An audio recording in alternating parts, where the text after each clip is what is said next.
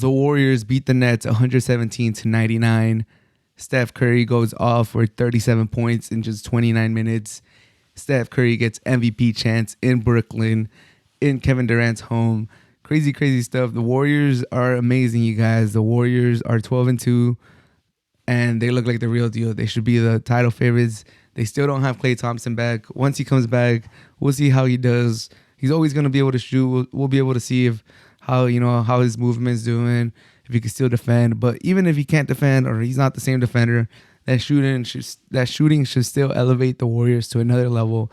And they're already looking like the most complete team, like the team that passes the ball the best, that shares the rock, that has the best chemistry, that has players just 1 through 10. I'm looking at Draymond. I'm looking at Wiggins having a great season. Even Kevon Looney's doing his thing. Jordan Poole, who I had as a most improved player, is doing his thing. Andre Iguodala has been a surprising key addition. I don't know how much he had left in the tank, but he's been good. Gary Payton, he's been dunking over everyone, being a good gel guy.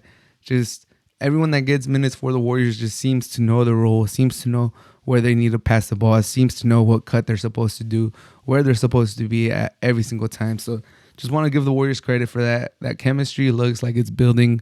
They're starting to feel like the Warriors of 2-3 years ago, where they're just having fun. The energy's great. Anytime they show up to your town, you kind of want to watch them. They're kind of must-watch TV.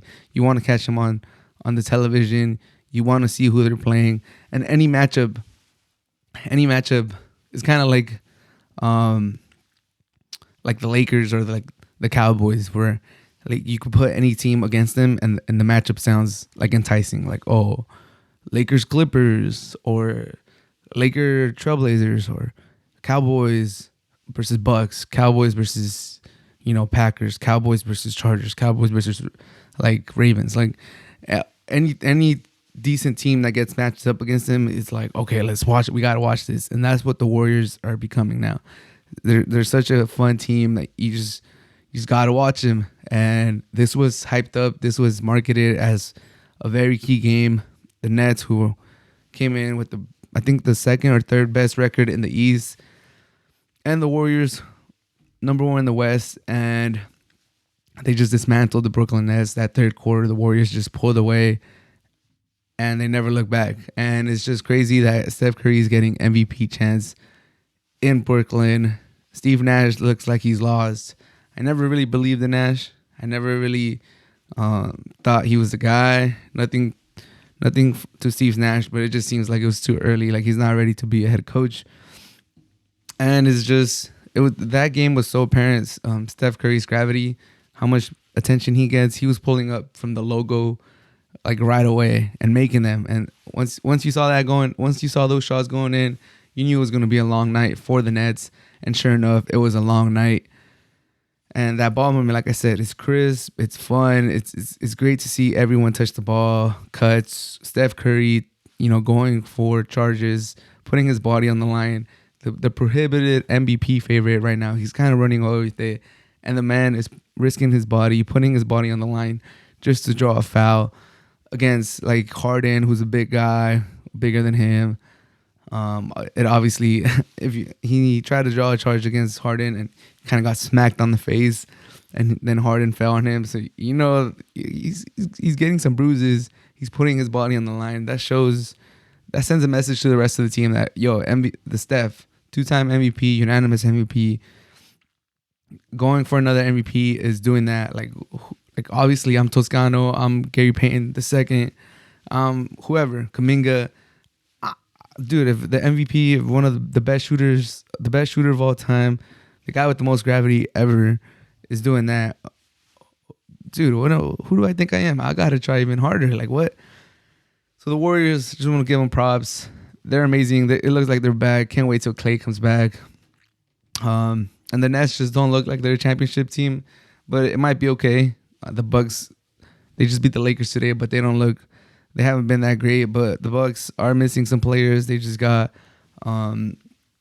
Middleton back, so we'll see if they are able to rise up the rankings. But the Nets, the only thing that they got going for them is that it's early in the season, and the possibility that Kyrie might come back other than that, I don't think Steve Nash is gonna, just figure out how to be a great coach all of a sudden. I don't really believe in him. I do think the Nets kind of got him just because he wasn't really gonna bother KD or Kyrie too much. He was just kind of gonna be there just to hold that position. But now that Kyrie's not there, Harden's regressing a little bit with the new rule. It just seems like KD doesn't have that much help, and he's really like looking over to Steve Nash and just trying to all right, we don't have the players right now. Kyrie's gone. Harden's not Harden at the moment. Like, can you drop some cool plays? Can you just get us some easy buckets with some nice plays? And it just doesn't look like that's coming from Steve Nash right now.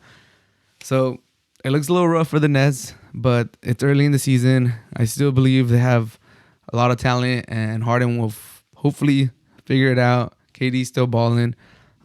He did get stopped this game against the Warriors, but KD's KD. So as long as they have KD and Harden picks it up, they should be all right.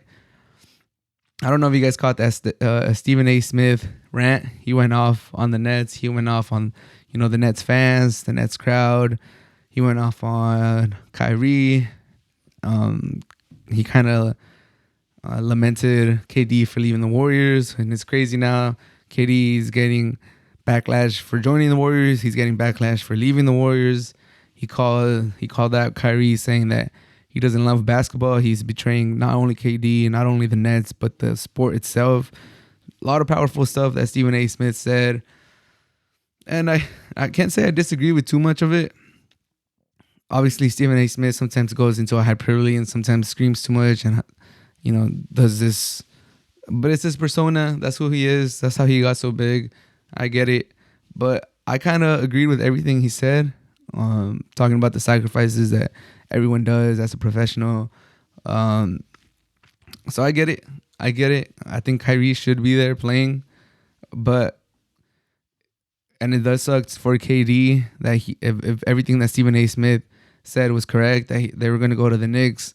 But because Kyrie stepped in and said, we're going to build this culture, they went to the Nets. If all of that is true, then that would piss me off too. Like, I would feel for KD. He wanted to make something out of nothing with the Nets. He wanted to be the gasoline that ignited that fire within the Nets organization, just turn them around, turn them into an important franchise. And he thought, once he does that, I'm going to get my chips. I'm going to make the Nets relevant. Whenever anyone thinks about the Nets 20, 30 years from now, they're going to look back at this moment when KD and Kyrie joined. That's when it all changed for the Nets. That's when they became, that's when they won chips. That's when they started becoming the franchise that they are. And it doesn't look like it's happening. It doesn't look like it's happening. It doesn't look like it's going to happen. When KD and Kyrie joined the Nets, it looked like it was inevitable that they were going to win the chip. And now it's looking like, well, the Warriors look way better. They're going to get Klay. There's other teams in the East that look way better. Are they going to win a chip? It's starting to look like, dude, is KD going to get a chip? If he doesn't, that's really going to hurt his legacy. So I get where Stephen A. is coming from. So I kind of agree with him. I'll say that I agree with him. I would be hot too if I'm supporting KD, if I want KD to succeed, and I know that Kyrie swayed him to the Nets, and now he's not there. And now the Brooklyn fans are not really supporting KD. They're chanting MVP for Steph. That's a lot. But what do you guys think? Can the Nets turn it around? Is KD going to win a ring with the Nets? Because it's looking tough, man. It's looking tough.